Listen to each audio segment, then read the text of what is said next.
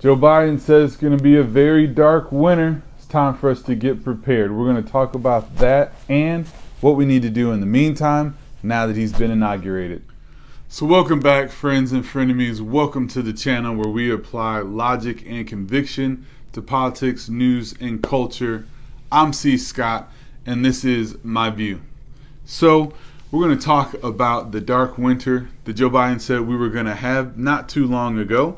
And you know, when it's dark, it's cold, and I believe that Joe Biden and the Democrats, the left, they're going to do everything they can to make it a cold, dark winter. It's like we just stepped into an episode of the Game of Thrones. If you didn't see it, when they're at peace or they have peacetime between the kingdoms, then it's nice and sunny and warm outside. But when bad things are going on, the winter is coming in. And I think he said it right in his own words. It's going to be dark. It's going to be cold for quite some time. But we're not going to lose hope. There's definitely some things that we can do right now and for the next several years that'll push us toward the place that we need to be. First, I want to talk about why it's going to be so cold. If you're a conservative or if you're on the right, if you believe as I do, it's going to be a little bit cold because we're out of power. Things are not going our way. And the competition, if you will, those that are on the other side, they don't take power lying down like the Republicans normally do. They typically push as hard and as fast for everything that they stand for, and you can't really fault them for that. I wish we would do that more.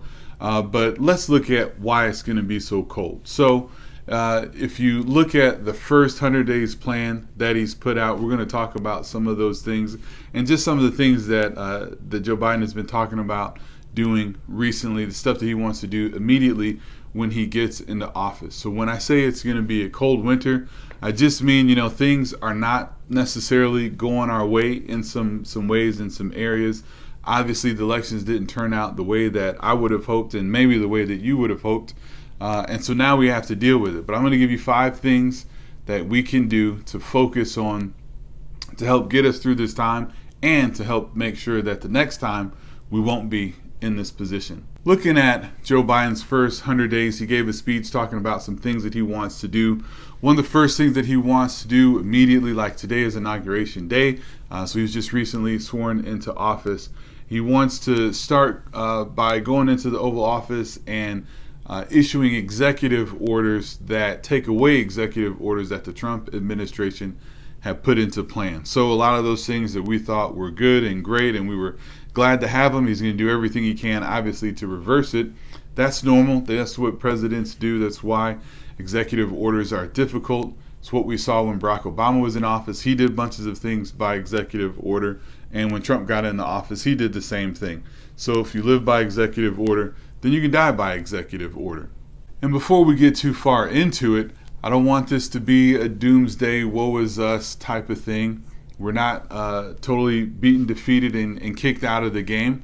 And so as a believer, I believe that even though things are going on in the world, I believe that God is going to protect his people. My trust is in him that everything will ultimately be okay. But elections do have consequences. And so there are going to be things that we're going to have to deal with that we wouldn't otherwise have to deal with if we had a different person or a different team, a different side in office that weren't trying to go as far to the left as the current president and administration are. There are several things that the Biden administration wants to put into play. He talked about things like making a federal minimum wage of $15, which would absolutely hurt and crush the whole economy.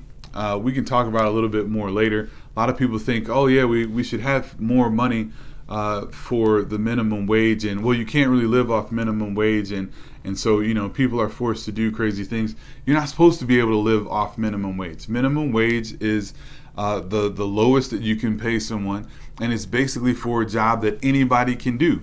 And no, you're not going to make enough money to have a family and buy a house and buy a car and have children and do those things on minimum wage. That's why the encouragement is not to have a minimum wage job.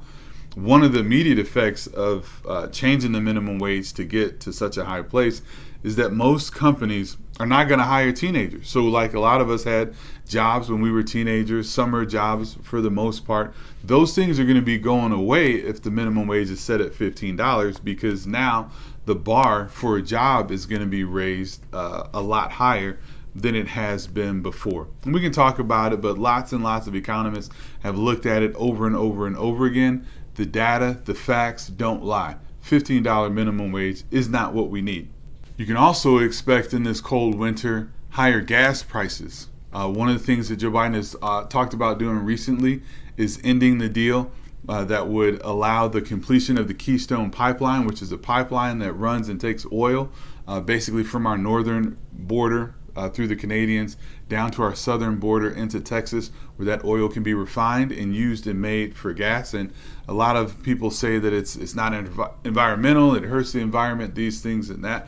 But actually, it's one of the best things we can do because it has all the oil in one place. It takes it, straight through the country and gets it to where it needs to be. Instead of that oil having to be delivered by tankers going around the ocean and covering extra distance, it also doesn't have to be delivered by trucks going over our roads and through our communities. So the Keystone Pipeline was a great thing for jobs. It actually does help the environment because it keeps things contained to a different area. And it was something that was helping us out. It was helping our northern neighbors out. It was a great thing that was working out. The Prime Minister of Canada is not happy that Joe Biden is talking about ending that, but that's another thing that we're going to have to deal with, as well as the President Biden trying to limit other drilling and oil exploration. So gas prices are going up, some jobs will be going away, and that's another thing. It's going to make it a little bit colder outside.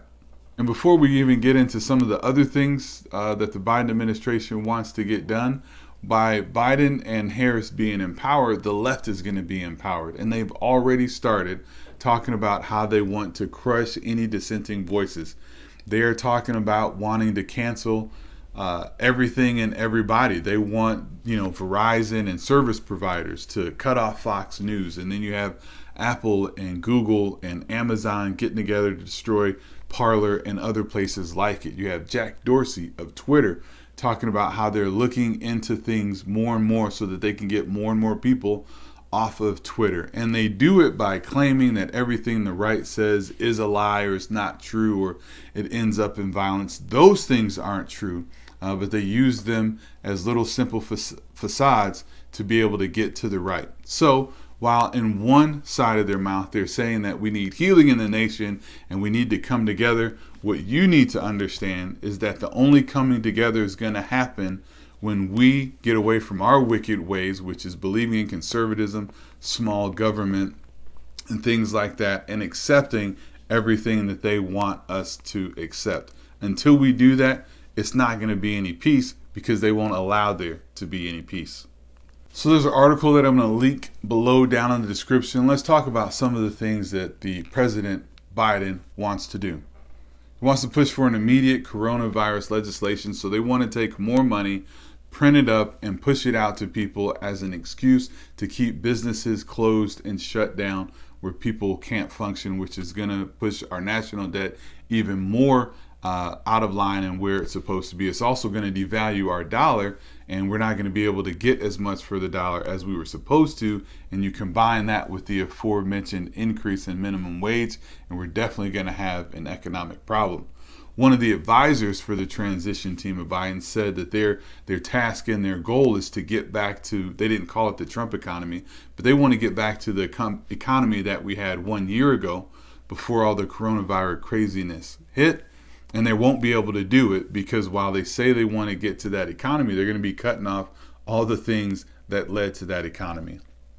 Another thing that we have that they want to do is Joe Biden said he wants to listen to science. He wants to restore the World Health Organization, and he also wants to continue to have Fauci as a close advisor. Now, President Trump cut us off from the World Health Organization because of they're doing some not decent things. And for instance, almost 1 year ago, a little bit over a year ago, World Health Organization told us, they fed us China's lie, and they said that the coronavirus that we're dealing with today, 1 year later, they said that it couldn't be transmitted from human to human contact, and they were playing down the events that were going on. But Joe Biden wants to restore them. He wants to give them a bunch of our money, and he wants us to listen to everything that they have to say.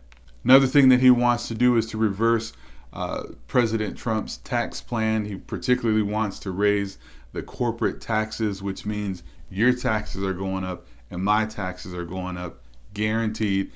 Joe Biden, Kamala Harris, they are going to try to raise our taxes.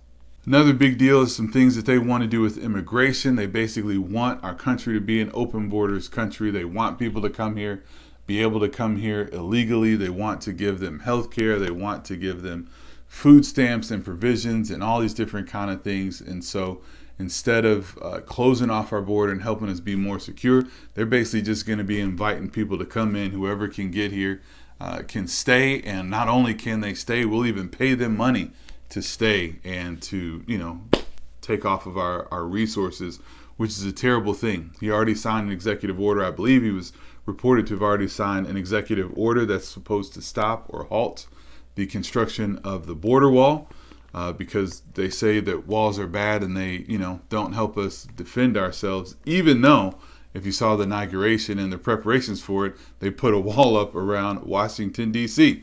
Go figure. Last thing I want to mention on this never-ending list of bad news things that they want to do is they want to say hello to the Green New Deal.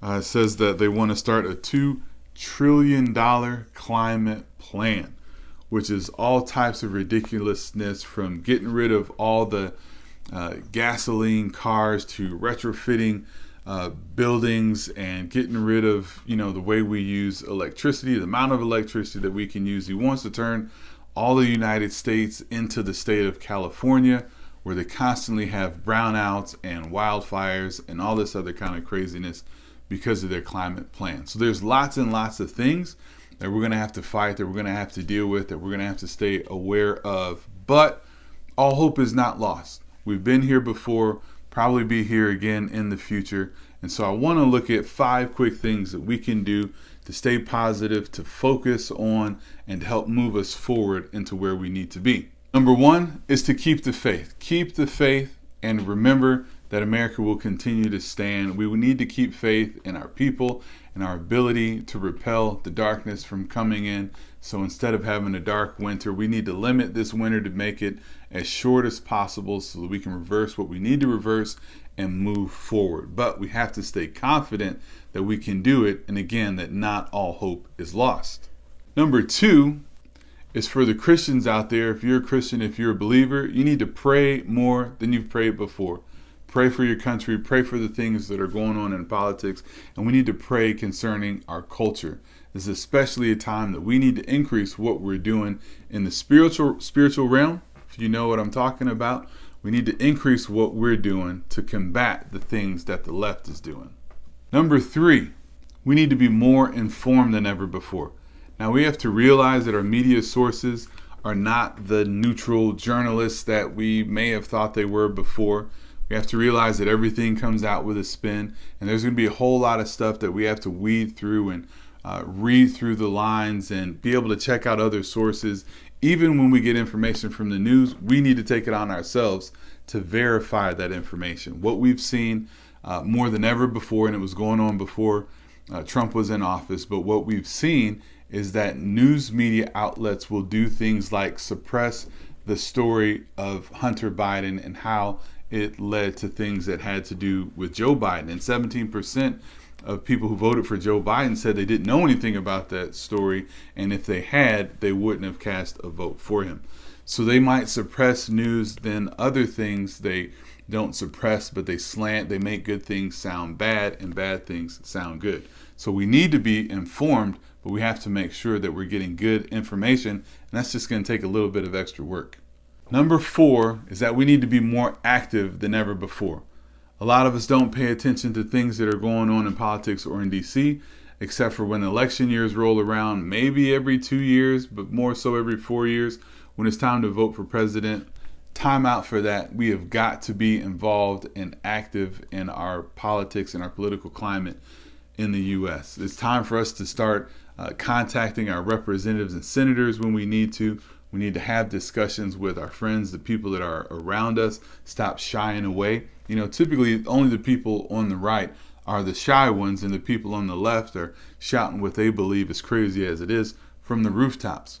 Well, we can't continue to sit in the shadows and be a silent majority, or we'll be a majority no more. And the way things are going, they would hope that we won't even be a minority. They want to completely get rid of our point of view, our side. They're not interested in winning us over through thoughts, intellect, and ideas. They're interested in taking over and making us, come into agreement with them. It would also help for us to be very keenly aware and active in our local politics, our school boards, things that are going on within our cities, within our states. If we can get stronger within our cities and our states, then we can have more of a national impact.